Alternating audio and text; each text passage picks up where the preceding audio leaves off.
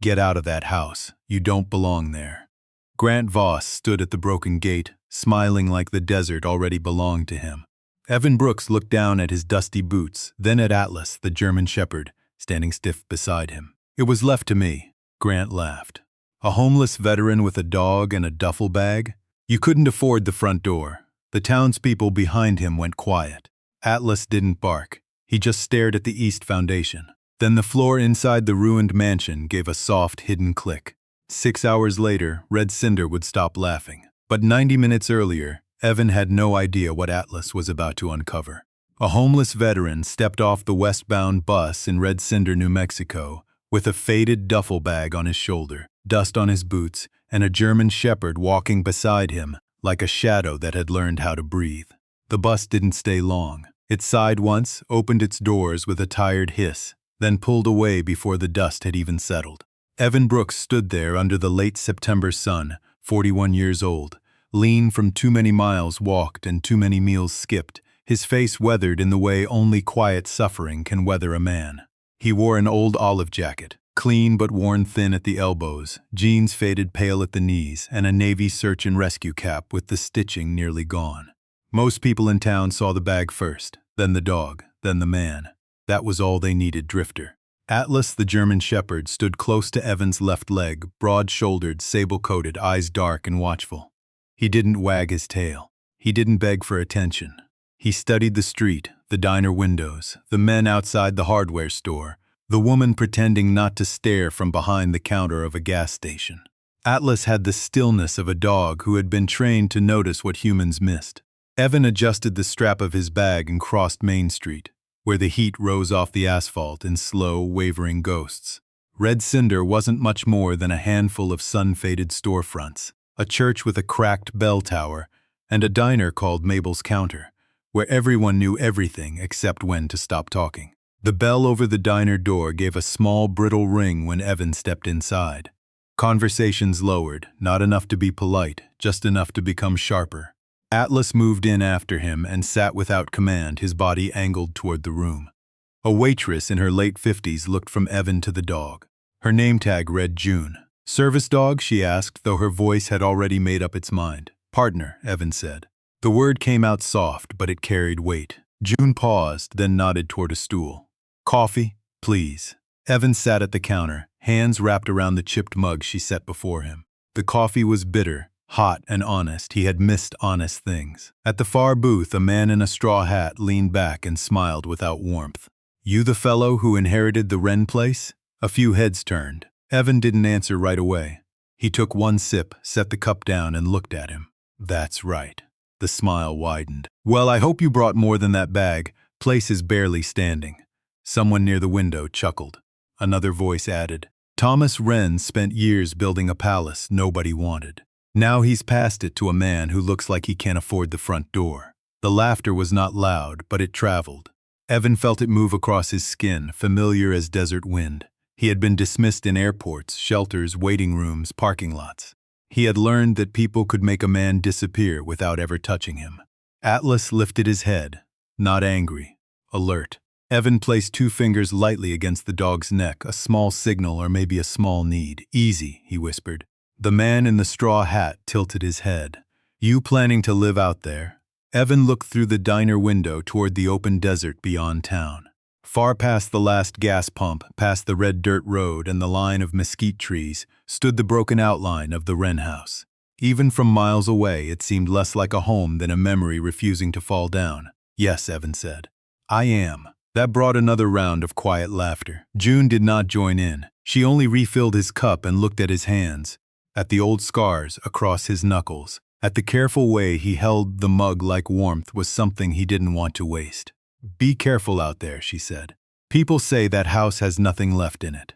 Evan left a few bills on the counter and stood. People say a lot of things. Outside, the afternoon had begun to lean toward gold. Evan and Atlas walked toward the edge of town, where pavement surrendered to red dirt. Behind them, Red Cinder returned to its murmurs. Ahead of them, the Wren house waited in the heat shimmer, cracked windows catching the sun like half-closed eyes. Halfway down the road, Atlas stopped. His ears rose, his nose turned east toward the old foundation. Evan followed his gaze but saw only dust, stone, and silence. "What is it, boy?" Atlas did not bark. He did not move. He stared at the mansion as if something beneath it had just whispered his name. Evan felt the old instinct tighten in his chest, the same quiet warning that had once kept him alive in places where silence meant more than sound. The town had laughed because they thought he had inherited a ruin. But Atlas knew better. The house was not empty, and whatever waited beneath it had been waiting for the right man and the right dog to come home. Evan Brooks had not always been the kind of man strangers dismissed before hearing his voice. Once, people had stepped aside when he entered a room, not out of fear, but out of respect for the uniform, the posture, the calm precision in his movements. He had spent 14 years in Navy search and rescue, pulling fishermen from black water, lifting stranded hikers from canyon ledges, guiding frightened families through flood zones when the whole world seemed to be breaking apart around them. He had been the man others called when things went wrong. Then, slowly, quietly, things went wrong inside him, not all at once. That would have been easier to explain. It came in pieces: a night of no sleep, then 3. A job interview where his hands shook under the table. A small apartment he could no longer afford after a medical bill. A voicemail he never returned. A friend who stopped calling because Evan kept saying he was fine. Fine was the word men like him used when they were standing on the edge and didn't want anyone to look down. Atlas came into his life after a training program near San Diego shut down, and the dog needed a handler who understood silence. The first week, they simply existed in the same room. Evan slept on a donated cot. Atlas slept near the door. Neither of them asked for much. By the second week, Atlas had learned the shape of Evan's nightmares. When Evan woke with his breath caught and his fists clenched in the dark, the shepherd would press his heavy head against Evan's chest, not demanding, not frightened, just there. Over time, Evan stopped waking alone. That mattered more than anyone knew. Now, as they walked the red dirt road out of Red Cinder, Evan could still feel the diner laughter behind him, faint but sharp. He told himself it didn't matter. He had survived colder rooms than that. Still, something about being laughed at by people who knew nothing about him settled low in his ribs. A man could live without comfort. He could live without a permanent address, but being unseen wore differently. It rubbed the spirit raw. Atlas walked slightly ahead, paws steady on the dusty shoulder. Every so often he glanced back, checking Evan the way Evan used to check a rescue line before lowering himself into storm water. "I know," Evan murmured. "I'm still here." The dog's ears flicked. The road stretched toward the Wren house in a long, wavering line. On either side, desert grass bent under the afternoon wind, silver green and stubborn.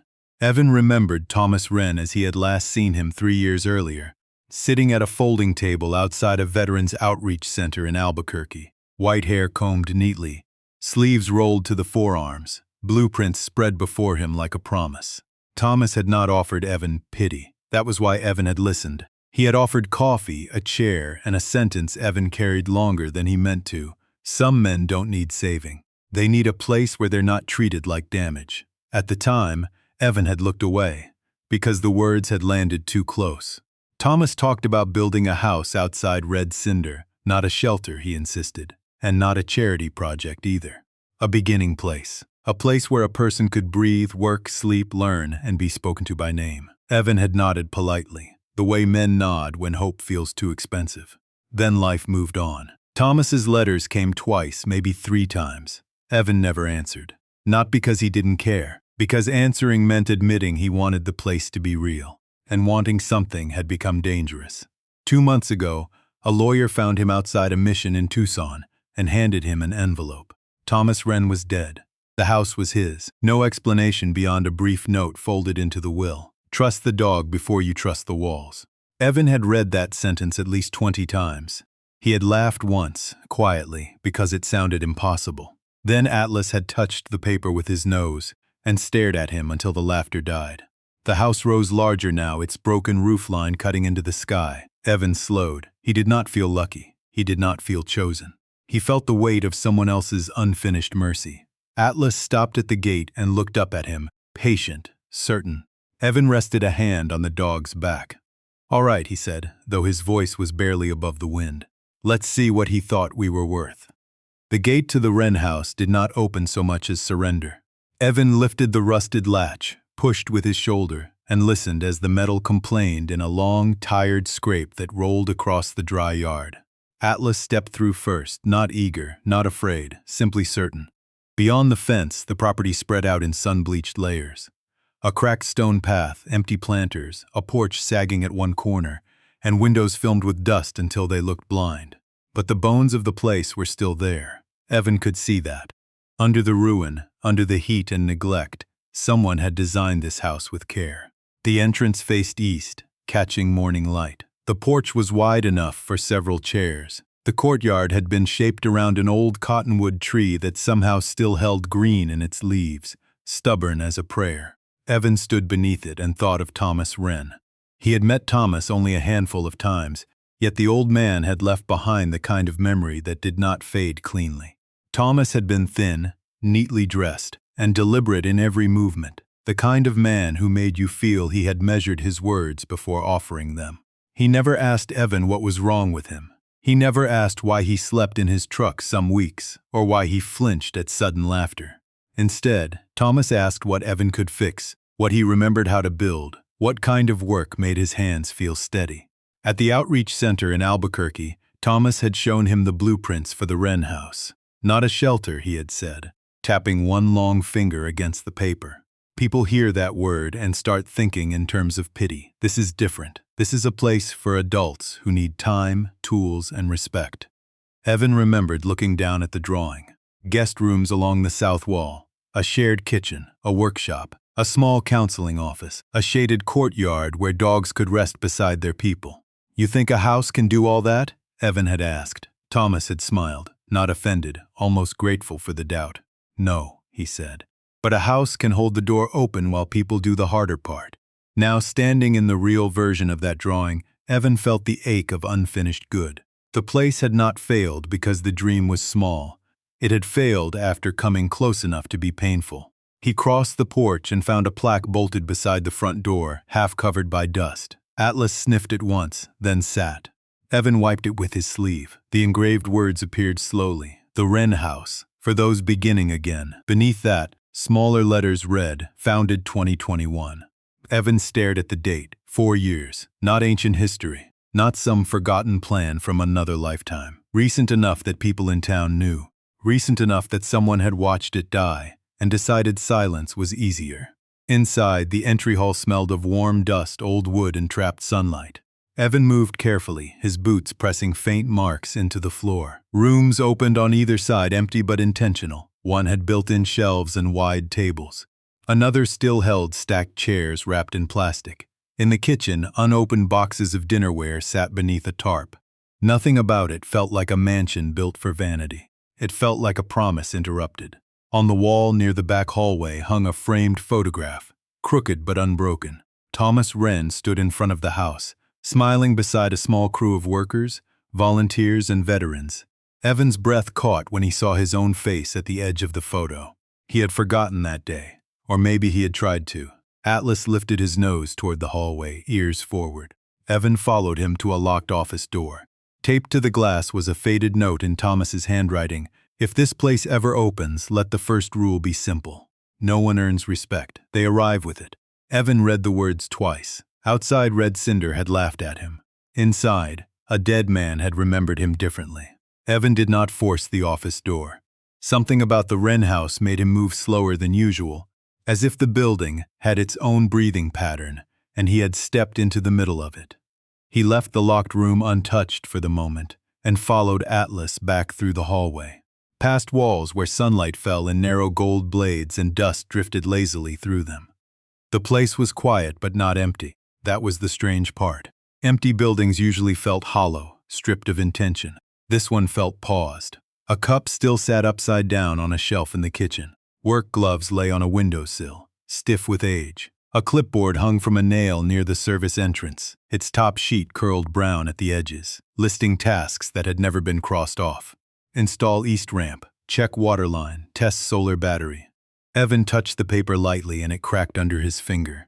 4 years, he murmured. Atlas glanced back at him, then kept walking. The shepherd's paws made soft, steady sounds across the concrete, click, pause, like a metronome measuring the house's patience. At the end of the back hall, they entered a wide room with exposed beams and high windows. Evan recognized it from Thomas's blueprint, the workshop. One wall still held racks for tools, though most hooks were bare. Long wooden tables stood under gray drop cloths. In one corner, a chalk line marked where cabinets had been planned but never built. The air smelled different here, less of dust, more of sun-warmed wood and old metal. Evan could almost hear what the room had wanted to become. Saws humming, coffee brewing, men and women speaking quietly while their hands remembered how to make something useful again. He swallowed, surprised by the tightness in his throat. Hope, he thought, could leave a ghost too. Atlas moved to the eastern wall and stopped. His body changed before Evan saw anything. The dog's spine straightened, his ears lifted, his nose lowered to the baseboard, then to the floor. He sniffed once, twice, then stepped back and stared at a section of poured concrete near a metal storage cabinet. "What did you find?" Evan asked. Atlas gave no answer except the stillness of complete certainty. Evan knelt. The floor looked ordinary at first, stained by time and scattered with grit. He swept his palm across it. Dust lifted, carrying the dry scent of stone. Beneath it, he saw a line so faint it might have been a crack, except it was too clean, too square. He followed it with his finger. It formed a rectangle, nearly hidden beneath years of dirt. His pulse slowed, the way it used to when a rescue turned serious. Not fear, focus. He searched the wall, the baseboard, the cabinet. No handle, no obvious latch. Atlas shifted toward a rusted electrical panel beside the door. Evan opened it and found dead switches, brittle labels, and one narrow brass key taped behind the panel cover. His name was not on it. No warning was. Only 3 words written in Thomas Wren's careful hand: East Room First. Evan looked back at the rectangle in the floor. The house seemed to settle around him, wood creaking softly overhead, pipes ticking somewhere behind the wall, wind pressing its face against the broken glass. It was foolish maybe, but Evan felt watched. Not by a person, by a promise. Atlas placed one paw beside the hidden seam, gentle as a signal. Evan held the key in his palm until it warmed. For the first time since stepping off the bus, the laughter from town felt far away. Whatever waited under this floor had not been left for a rich man, or a lucky man, or even a whole man. It had been left for someone who knew how to listen, when a loyal dog said the ground was not telling the whole truth. Evan found the lock by accident, or maybe because Atlas had already found everything that mattered and was only waiting for him to catch up. It was not on the floor, not where a reasonable man would place it, but inside the old storage cabinet against the east wall, hidden behind a false strip of metal that looked like part of the frame. Evan slid the brass key in and felt the mechanism resist, then give with a soft internal click that seemed much too small for the weight of the moment. For several seconds, nothing happened. Then, somewhere beneath the concrete, a tired gear turned. Dust trembled along the hidden seam. A rectangle of floor lifted less than an inch, exhaling air that had been trapped for years. Atlas stepped back but did not leave. Evan crouched, hooked his fingers under the edge and pulled. The panel was heavy, reinforced from below, but balanced well enough that one man could raise it if he knew where to stand. Thomas Wren had planned even this with care. Underneath was not a pit, not a crude hiding place, but a narrow stairway descending into darkness. The air rising from it was dry and cool, carrying the smell of concrete, paper, and old electricity. Evan shone his flashlight downward. 12 steps, a steel door at the bottom, no cobwebs, no rot, no sign of panic, only intention. "You really built a secret under a place meant to be honest," Evan whispered. Atlas gave a quiet huff, as if the contradiction did not trouble him. Sometimes honesty needed a lock until the right hands arrived. Evan went down first, one careful step at a time, his palm brushing the wall for balance. Atlas followed, slow and silent, his nails clicking softly on the concrete. At the bottom, the steel door stood slightly recessed, with another lock and a keypad beside it. The keypad was dead, but taped beneath it was a folded index card, yellowed at the edges. Evan unfolded it. In Thomas's handwriting were 4 words, not money, meaning first. Beneath that was a 6-digit number, 092021. September 2021. The month the Wren House had stopped appearing in public records as an active project. Evan entered the code. The lock released. The door opened inward with a seal-breaking sigh. The room beyond was small, square, and astonishingly clean. Metal shelves lined the walls, a desk sat in the center, covered with labeled folders. A fireproof safe rested beneath it. On the back wall hung a large blueprint of the Wren house, but not the version Evan had seen years ago. This one included underground storage, solar battery reserves, a rainwater filtration system, and a service tunnel that ran toward the old pump house. Evan stood motionless, feeling the shape of Thomas's mind all around him. This had never been a rich man's hiding place. It was a lifeboat. Atlas walked to the desk and placed his nose against a sealed white box. Evan set the flashlight down and opened it. Inside were bank statements, trust documents, county filings, and a ledger with neat columns of numbers. His eyes moved slowly, not trusting what they saw. $6,800,000. Not in cash stacked like some movie fantasy, but in accounts, bonds, and protected funds tied to something called the Wren Renewal Trust. Evan sat down hard in the chair. The metal groaned under him. For a moment, the room blurred at the edges. He thought of the bus station, the diner, the laughter, the man who said he could not afford the front door. Then he looked at the documents again and felt no triumph, only unease. Money that large did not hide itself. Someone had buried it here for a reason. Atlas pressed closer, his shoulder warm against Evan's leg.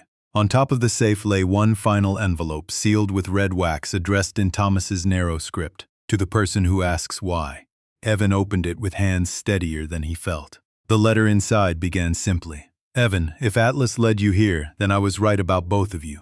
He stopped breathing for half a second. Thomas had known the dog's name, or somehow, impossibly, he had trusted that the right dog would come with the right man. Evan read on. "The money is real, but it is not the secret. The secret is what they tried to turn it into, and who they decided was not worth saving." Evan lowered the letter. The room felt smaller now, charged with something heavier than wealth. Above him, the Wren house stood cracked and silent in the desert sun. Beneath it, the truth had opened its eyes. By the time Evan climbed back out of the hidden room, the sun had dropped low enough to turn every broken window in the Wren house into a sheet of dull fire.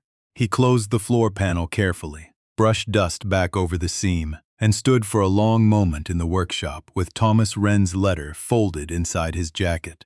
Atlas watched him from beside the east wall, calm but not relaxed. That was the thing about Atlas. He never wasted fear, but he never ignored warning. Evan locked the house before leaving, though the old door looked as if a determined breeze could have argued it open. The walk back to town felt different, not safer, heavier. The desert road was the same road, the red dirt, the bent grass, the long shadow of telephone poles leaning west. But Evan carried a secret now, and secrets had weight. By the time he reached Mabel's counter, the dinner crowd had gathered under the yellow diner lights. June looked up from behind the register, and this time, no one laughed when the bell rang. The man in the straw hat stopped mid-sentence. Two ranchers at the counter turned fully around. A woman near the pie case lowered her fork and stared at Evan as if his old jacket had somehow changed shape.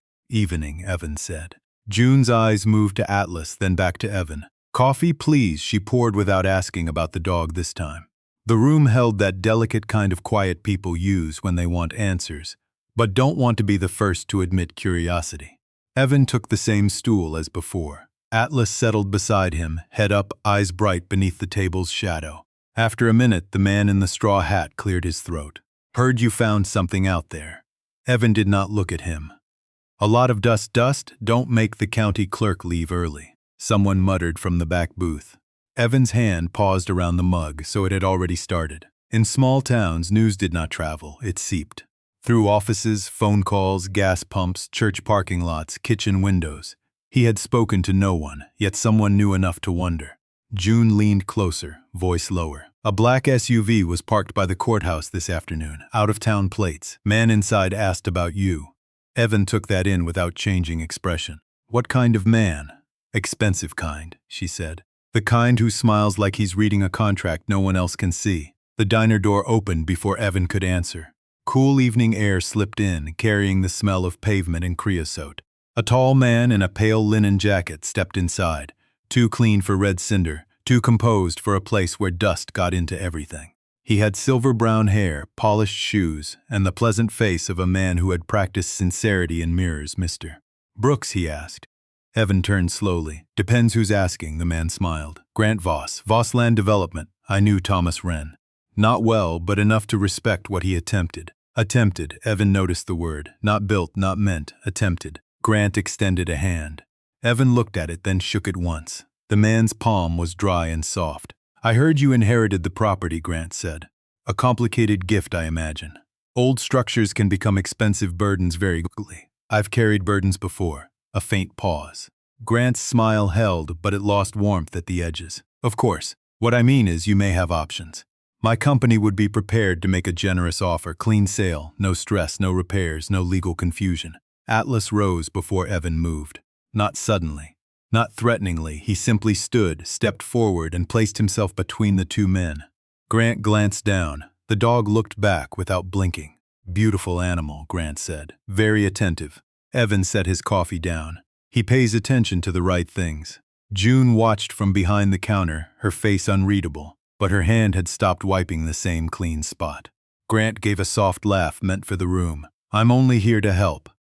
Thomas left behind a property that may be more trouble than it appears. Evan heard the sentence beneath the sentence. Leave it alone, sell it, walk away. For a moment the offer tempted him with its simplicity. Money meant a motel room, clean clothes, a truck that started every morning. A life where strangers did not measure him by the bag on his shoulder. Then he felt Thomas's letter against his chest, thin as paper and heavy as a duty. I'm not selling tonight, Evan said. Grant's eyes cooled by a degree. Think carefully, Mr. Brooks. Some doors, once opened, cannot be closed neatly. Atlas gave one low breath, not a growl, just a sound from deep in his chest. Grant looked at the dog again, and for the first time his practiced smile faltered.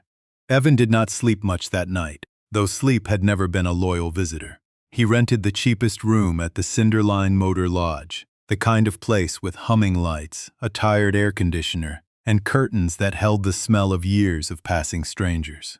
Atlas lay between the bed and the door, his head on his paws, eyes half closed but never fully surrendered. The folder from the hidden room sat on the small table beside a paper cup of untouched coffee. $6.8 million. The number should have felt like rescue. It should have opened some bright door in Evan's mind. A clean truck, a real bed, a place where no one asked him to leave at sunrise. But the longer he stared at the documents, the less the money looked like freedom. It looked like evidence. He opened Thomas Wren's ledger again, moving carefully through each page. The old man had written with the neat patience of someone who believed records could outlive lies. There were donations from veterans groups in Texas, a private foundation in Denver, a church coalition in Oklahoma, a renewable energy grant from New Mexico, and one anonymous contribution large enough to make Evan sit back and whisper, Lord. Every dollar had been assigned a purpose. Kitchen equipment, solar storage, medical transport partnerships, trade certification scholarships, counseling rooms, dog-assisted recovery programs, temporary housing for adults who needed stability before they could rebuild anything else. Not charity in the soft, insulting way people sometimes use that word. Structure, dignity, a door held open. Evan turned to another folder marked Public Meeting Notes, 2021. At first, the town had supported the project. There were photographs of smiling volunteers standing in the courtyard, business owners signing pledges, county officials shaking Thomas's hand. Then the language began to change. In later documents, the Wren House was no longer called a renewal center. It became underutilized desert property. The people it was meant to serve became high-risk occupants. The workshop became a liability. The shared kitchen became a sanitation concern. Evan read those phrases 3 times, feeling something cold move through him despite the room's stale heat. That was how a person disappeared on paper. Not with shouting, not with cruelty anyone had to own, just careful words. Administrative words. Words clean enough to be printed and cold enough to close a door. Atlas lifted his head as Evan pushed back from the table. They didn't steal from a house, Evan said quietly. They stole from people they never wanted to see. The dog's ears shifted, and for a moment Evan saw himself in those pages. A man turned into a category, a problem to be managed, a face people looked past because looking directly might require responsibility. Thomas had fought it. The next folder held letters he had sent to the county board, to donors, to legal offices, to Grant Voss's company. Respectful letters, precise letters, desperate only between the lines. He had warned that the project's trust was being redirected toward a private resort proposal called Cinder Ridge Retreat, a luxury wellness development with desert villas, mineral pools, and curated solitude experiences. Evan almost laughed at that, curated solitude. He knew the real kind. It did not come with mineral pools. It came with bus stations, locked restrooms, and people gripping their purses when you walked by. Near the bottom of the box, he found a final note from Thomas, written after the public filings stopped. They will say the money was wasted. It was not. They will say the people we meant to serve were too broken. They were not. They will say this place failed because compassion is impractical. That is the lie I need you to outlive. Evan read the sentence until the words blurred. Atlas stood, crossed the room, and pressed his forehead against Evan's knee. No drama, no command, just weight, warmth, presence. Evan put one hand on the dog's neck and breathed through the ache in his chest. By morning, he understood the secret better. The $6.8 million had not been hidden to make a poor man rich. It had been hidden because Thomas Wren believed there would come a day when someone with nothing left to protect for himself might still choose to protect the worth of others. By sunrise, Red Cinder looked softer than it had any right to look. The first light touched the diner windows, the church steeple, the empty lots, and the red dust along Main Street until the whole town seemed briefly forgiven. Evan stood outside Mabel's counter with Thomas Wren's folders tucked under one arm and Atlas sitting beside him, the dog's shadow long across the sidewalk. For a moment, Evan almost turned back, not because he doubted the truth. Truth had a way of hardening once you saw it clearly. He doubted people. He doubted rooms full of folded arms, polite smiles, and the kind of silence that lets wrong things grow roots. Then June unlocked the diner door from the inside and froze when she saw him.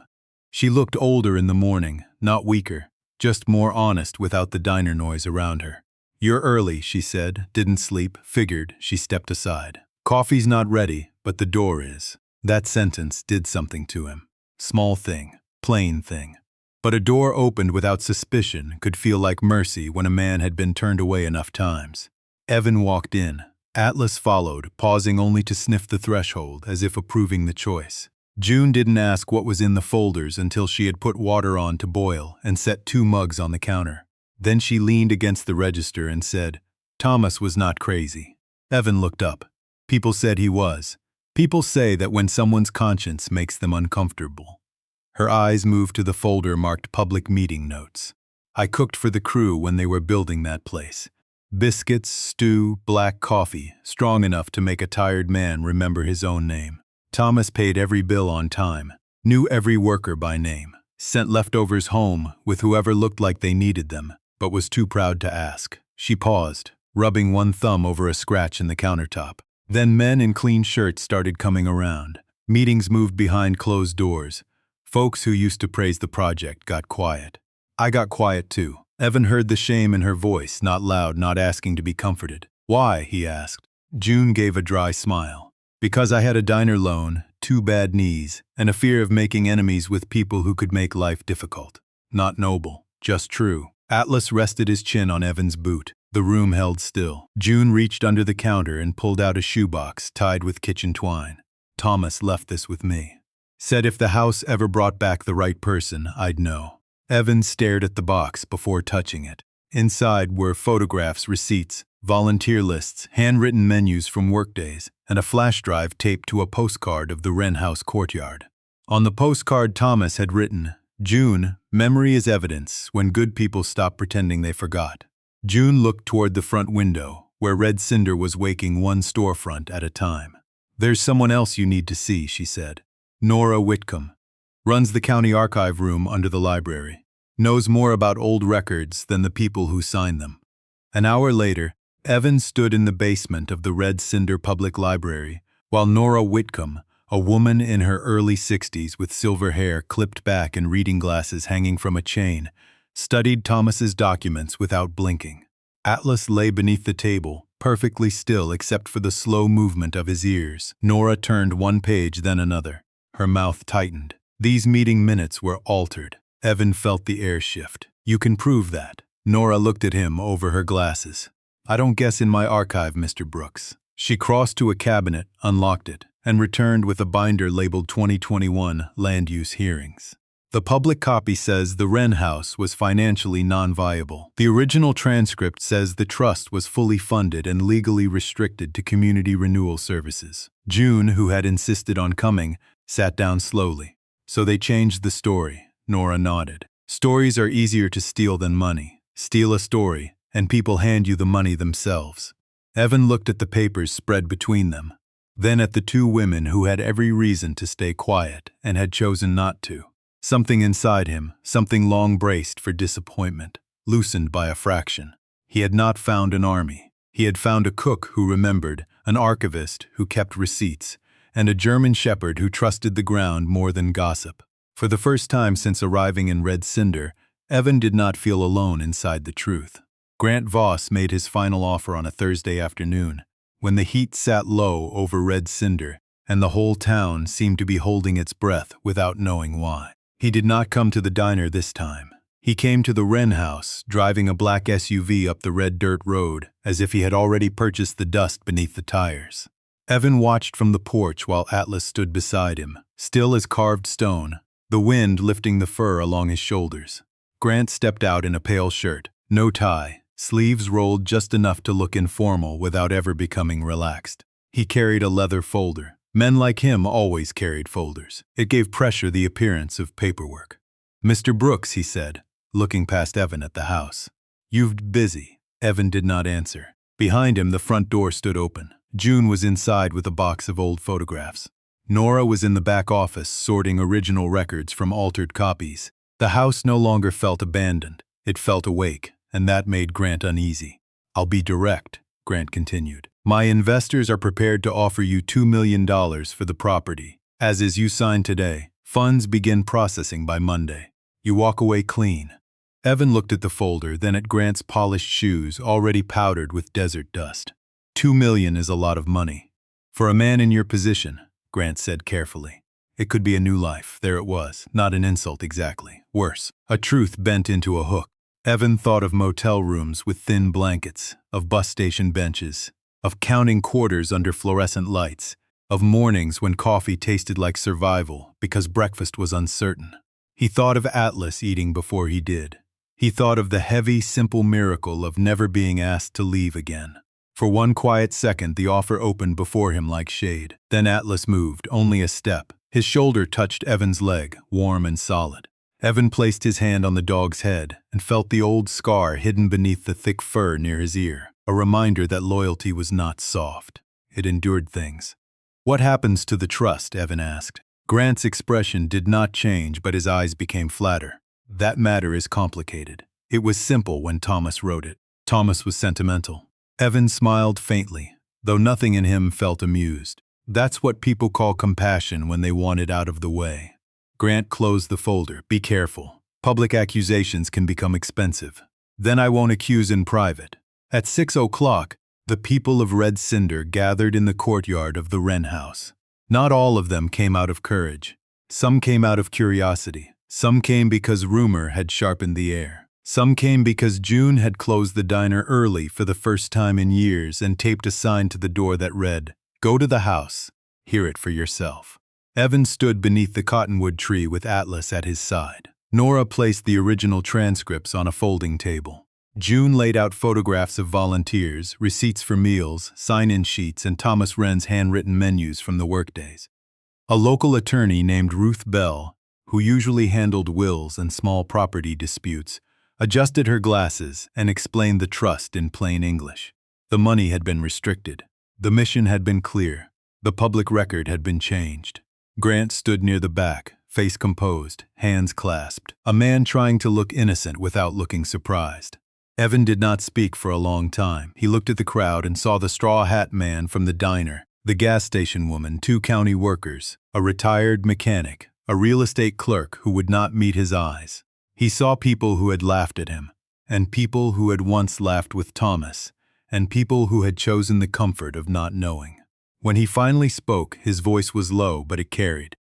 "I could sell this place tonight," he said. "I could take enough money to disappear. A month ago, I might have told myself that was justice. A man with nothing finally getting something. Atlas looked up at him. Evan breathed once. But Thomas Wren didn't leave me a way out, he left me a door. And doors are not worth much if you close them behind yourself. No one moved. Evan lifted Thomas's final letter. This house was built for adults who were tired of being treated like problems. Veterans.